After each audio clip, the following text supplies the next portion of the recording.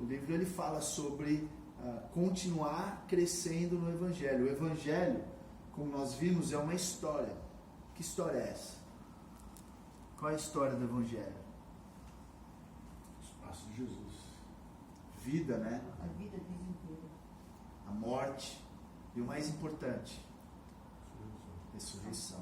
Então, o Evangelho é essa boa notícia de que Jesus ele viveu a vida que eu e você não conseguimos viver e não vivemos. Só que ele morreu a morte que eu e você deveríamos morrer. Só que graças a Deus ele ressuscitou ao terceiro dia.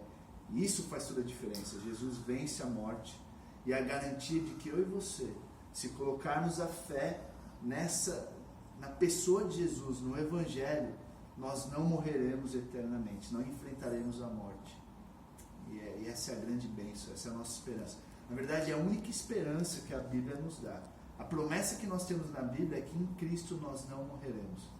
Passaremos por aflições, teremos os mesmos problemas que as outras pessoas têm, só que agora com Deus, na garantia de que Deus ele estará conosco e Ele nos guardará até o dia em que Ele volta e Ele nos busca ou a gente morre e está na presença dEle. Que bendita esperança que nós temos. Só que o Evangelho não é só, vamos dizer assim, a entrada para o cristianismo, a porta para a salvação.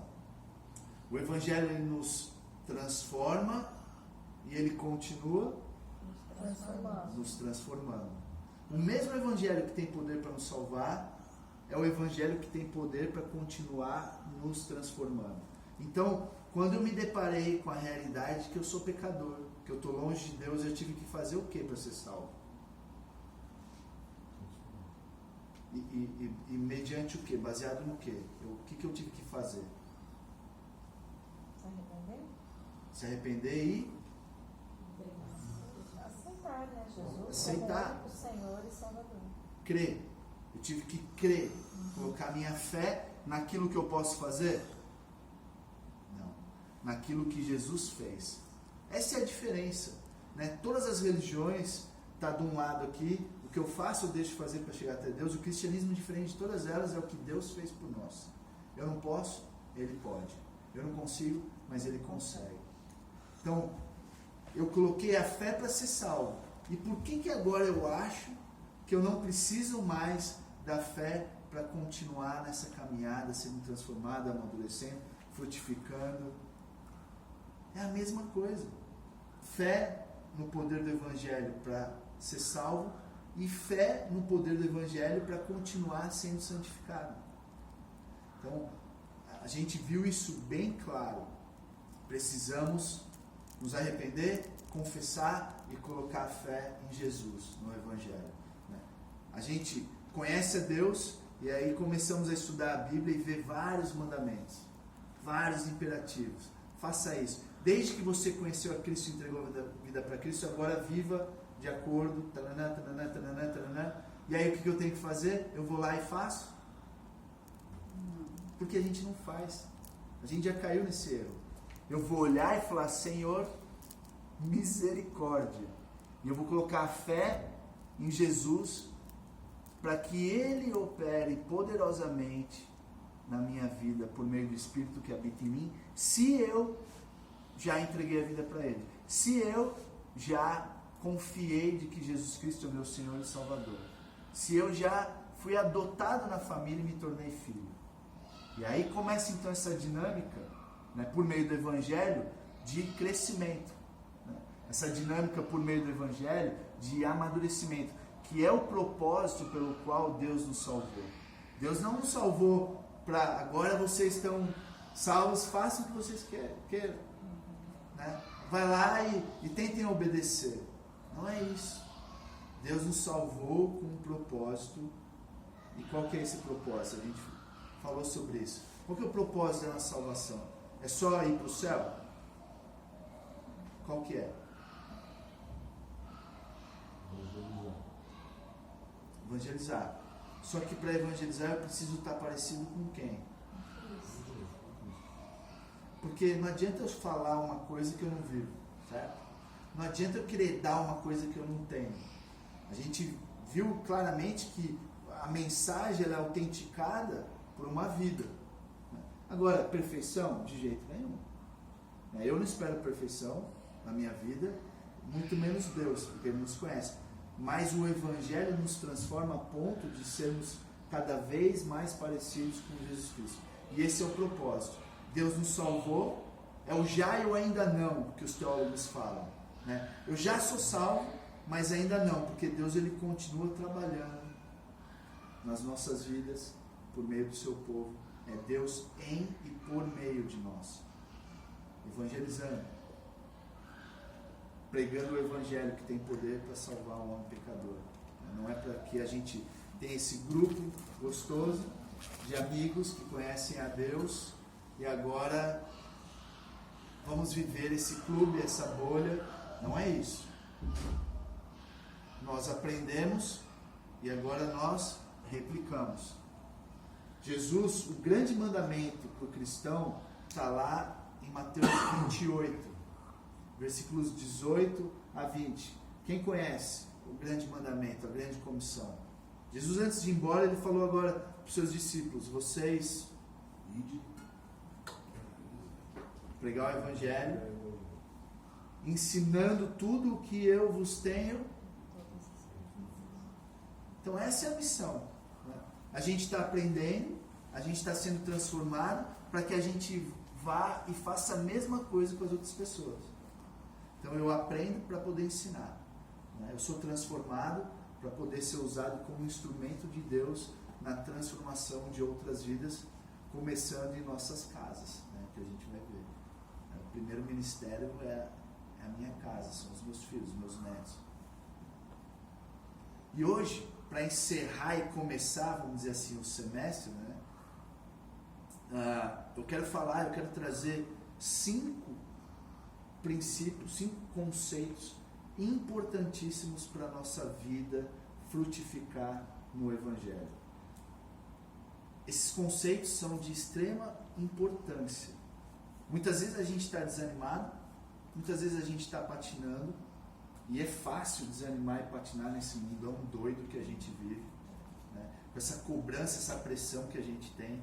Eu quero trazer, a gente vai falar um pouquinho mais sobre esses conceitos. Na verdade, eu vou trazer como essas barreiras que nos impedem de frutificar, de caminhar mais próximo de Jesus, que nos impede de ter um relacionamento mais íntimo, um relacionamento mais próximo com Jesus. E a primeira barreira, eu quero que vocês acompanhem comigo, está lá no Salmo 32.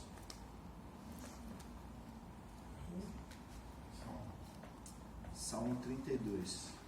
Quem pode ler?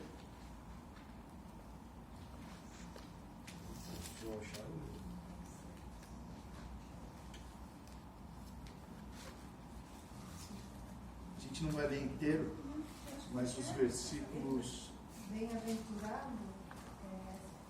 Salmo 32. Versículos 1 a 5. Quem achou pode ler. Posso ler? Pode. Bem-aventurado aquele cuja transgressão é perdoada e cujo pecado é coberto. Bem-aventurado o homem a quem o Senhor não imputa maldade, em cujo espírito não há engano. Quando eu guardei silêncio, envelheceram os meus ossos pelo meu bramido em todo o dia, porque de dia e de noite a tua mão pesava sobre mim. O meu humor se tornou em seguidão deste ó. Selá. Confessei-te o meu pecado e a minha maldade não encobri. Dizia eu: confessarei ao Senhor as minhas transgressões, e tu perdoastes a maldade do meu pecado. Isso aí. Então o salmista está claramente dizendo que pecados não confessados nos impedem de ter um relacionamento saudável com o Senhor. Pesa. Enquanto a gente não confessa, é como se o nosso corpo vai definhando, a gente vai ficando sobrecarregado. É como se Deus ele fechasse a torneirinha. Um relacionamento que é saudável, um relacionamento que é nutrido, por conta do Evangelho, ele acaba secando. Agora, a pergunta aqui para nós é: quem conseguem ficar um dia sem pecar? Um dia. Que seja algumas horas sem pecar. Lembrando que o pecado não é só o que a gente faz, é o que a gente pensa, é o que a gente vê, motivação. Só Jesus. Difícil. Agora, quantos de nós conseguem ficar 1, 2 ou 3 dias sem confessar pecado? Né? Todos nós. Eu consigo. Eu também. Eu tô erguendo a mãozinha assim, não fico nada. E esse é o ponto. Pecados não confessados faz com que a gente comece a patinar. Cansado, triste, desanimado. Né? Agora, lembrando que não é aquele cansaço físico. Cansaço físico, a gente acordou pronto para outra. Certo? Cansaço da alma que é o problema. Você dorme e acorda cansado. É aquele que você quer jogar a toalha, não aguento mais. Marcelo, quando você fala de confessar os pecados, às vezes durante o dia todo, né? É você entrar em sintonia com Deus, é isso? Você e Você Deus, confessar seus e pecados. você admitir aquilo que você Exato. E se a gente orar, Senhor, mostra, sonda o meu coração, se tem alguma coisa que eu tenho feito que não te agrada, aperta o cinto de segurança. Porque Ele vai mostrar. E tem muitas coisas que, ainda se for no âmbito da motivação, que Deus vai mostrar que, eu fiz certo, mas com a motivação errada. Então, é isso que eu ia perguntar, porque às vezes você até vê depois, mas às vezes você nem vê o que você fez de errado. Que pra você não é errado. E é. E aí, como que faz? Orando? Por isso que é importante a palavra de Deus. Nós vamos ver. A palavra de Deus que é o nosso crivo. Deus, Ele fala por meio da sua palavra. O Espírito que habita em nós ilumina a palavra que é inspirada pelo Espírito. E ela que sonda corações. Deus usa a igreja, os irmãos, para mostrar aquela maionese que você não consegue enxergar. Muitas vezes, eu digo lá em casa, tem o Espírito Santo, que é minha esposa, tem um nome. Ela vê coisas de longe que eu não vejo. Deus usa minha esposa, alguém que me conhece muito bem. Deus usa meus filhos. Então é um conjunto de instrumentos que Deus usa para mostrar os nossos pecados. Mas em primeiro lugar é a palavra, porque até eu mesmo, se eu vejo alguma coisa, tem que ser de acordo com a palavra de Deus. Porque é ela que diz o que é certo e o que é errado, o que é pecado e o que não é. Ela que sonda o coração. Então, para a gente ter uma boa confissão com o Senhor, assim, até mesmo no nosso cotidiano, você tem que estar em sintonia com a palavra. Exato. Porque senão cai naquilo que você está falando, a gente não percebe porque a gente não está em sintonia com a palavra e com o Espírito Santo. E quando a gente está realmente, a gente sabe de imediato quando a gente erra, é impressionante. Aquela palavra que você falou. A Bíblia diz que o Espírito que convence do pecado, da justiça, do juízo. Ele que... Porque sem o Espírito, o que é pecado para você não é pecado para mim. As pessoas falam, o que é errado para você não é errado para mim. Então, é importantíssimo nós sabermos, e nós vamos chegar lá no conhecimento da palavra, mas nós precisamos confessar pecado. Pecados não confessados faz com que a gente continue patinando, que a gente não cresça, que a gente não amadureça. Isso é muito importante. E o segundo ponto, a segunda, na verdade, barreira... Sim. Eu estava pensando também que nesse processo que o Júnior estava falando, é que também o ritmo que a gente tem na vida hoje, ele não ajuda você ter um momento para meditar nisso assim. Então, talvez uma boa coisa para trazer para a prática da nossa vida é, pelo menos um momento do dia, talvez o fim do dia, na noite, assim, de dar uma parada e ter essa conversa que você falou, né? Deus, como é que foi meu dia hoje? Como é que eu fui hoje?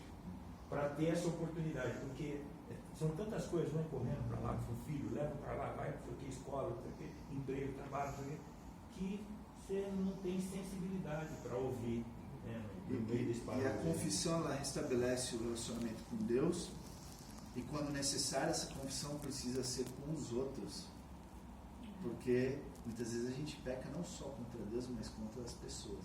Até contra as pessoas, primeiramente, é contra Deus. Mas muitas vezes a gente vai ter que então pedir perdão, confessar para a pessoa, para que o relacionamento seja estabelecido com elas também. Então é sempre bênção o pedido de perdão. Nunca vai dar ruim confessar e pedir perdão. Nunca. É difícil, às vezes a gente vai ter que quebrar o orgulho, às vezes a gente vai ter que dar até a oportunidade para o irmão se arrepender, porque o perdão é para mim, muitas vezes, mas a misericórdia e a compaixão é para o outro. Eu chegar para o irmão e falar, cara, você pecou contra mim, eu estou dando a oportunidade para ele de se arrepender, confessar e ter o relacionamento dele restabelecido com Deus e comigo. Então, no final é tudo para reconciliação com Deus e com os outros. Segunda barreira, foco nas coisas erradas. Quem abrir pode ler Números 11, versículos de 10 a 15. Como o foco nas coisas erradas atrapalha o nosso relacionamento com Deus. Números 11, 10 a 15. Pode ir?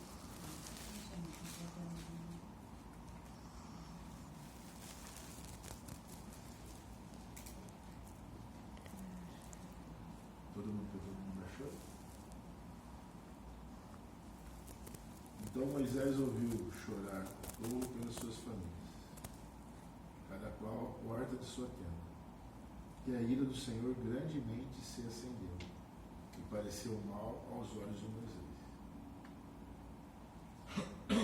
E disse Moisés ao Senhor: por que fizeste mal a teu servo, e por que não achei graça aos teus olhos, visto que puseste sobre mim o cargo de todo este povo? Concebe eu, porventura, todo esse povo? Dei-o eu à luz, para que me disseste, leva-o ao teu colo, como a ama leva a criança que mama, a terra que jurastes a seus pais? De onde teria eu carne para dar a todo este povo? Porquanto contra mim choram, dizendo, dá-nos carne a comer. Eu não só posso levar todo este povo, porque muito pesado é para mim. E se assim fazes comigo, mata-me, peço-te. Se tenho achado graça aos teus olhos, que não deixeis ver o meu nome. E disse o Senhor a Moisés, ajunta-me 70 homens. Até aí. Aqui? Desculpa. Moisés chega num momento em que ele quer o quê? A morte. E é interessante, porque um camarada que conversou com Deus, um camarada que recebeu uma tarefa do próprio Deus, que ele libertou o povo da escravidão, viu o Senhor agindo de forma poderosa, e ele chega um momento em que ele prefere morrer. E às vezes a gente fica assim, não entendendo como que alguém pode chegar num momento da vida de falar assim, eu prefiro morrer do que continuar. O que está claro nesse texto é que Moisés ele perdeu o foco. Ele estava com o foco nas pessoas e na tarefa. E isso cansa demais. Isso suga as nossas almas. Se ele tivesse com o foco no Senhor da tarefa e agindo no poder do Senhor para cumprir essa tarefa que o Senhor deu, e quando ele dá, ele que faz, seria diferente. Então, uma lição clara para as nossas vidas é que se a gente perder o foco do Senhor, se a gente começar a colocar o foco nas coisas erradas, nós vamos cansar. Pode ser no filho, na esposa, no marido, no trabalho. Nós vamos patinar, nós vamos secar. Se Deus Aqui deu... está dizendo que ele não está conta, não está dando conta? Ele está assim, por que o Senhor fez isso comigo? Que história é essa? Eu não aguento mais. Mas o foco dele estava errado. Não era ele que ia fazer. O próprio Senhor ia fazer. Como nós vimos muitas vezes. Ele chegou diante do mar, o que aconteceu? Ali era o Senhor, agora a gente vai morrer. Na verdade, não é eu quero morrer, Senhor, nos ajuda que a gente vai morrer. E o Senhor abre o mar. Ele tinha provas e mais provas. Só que, como fica claro na minha vida que se eu começar a olhar para as pessoas, para a tarefa, eu começo a definhar. É que a gente não fala, a gente quer morrer. Mas a gente fala, eu não aguento mais. Estou cansado. Meu, que droga que isso está acontecendo. Em outras palavras, Senhor, eu não acredito que o Senhor está fazendo isso comigo. Eu mereço mais, eu mereço melhor. Então, pecados não confessados. Lembrem-se desses conceitos, são importantíssimos para a nossa vida. Pecados não confessados, foco nas coisas erradas, isso cansa. Isso definha. Em terceiro, falta o que o Júnior falou. A falta do conhecimento do Senhor. Provérbios 30, vai lá. Provérbios 30, 5 e 6.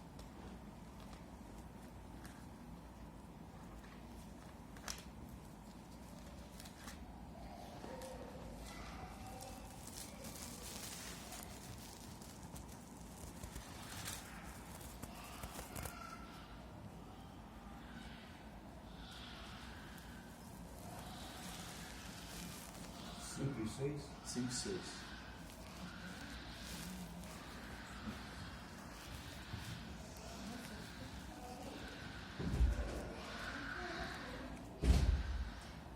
Por aquela hora que eu pensei que podia ser babá, né? Que aqui é muito comum, mas É. é a mãe mesmo, né? E aí ela entrou no elevador a hora que eu cheguei com a criança. Ela acho que agora desceu de novo.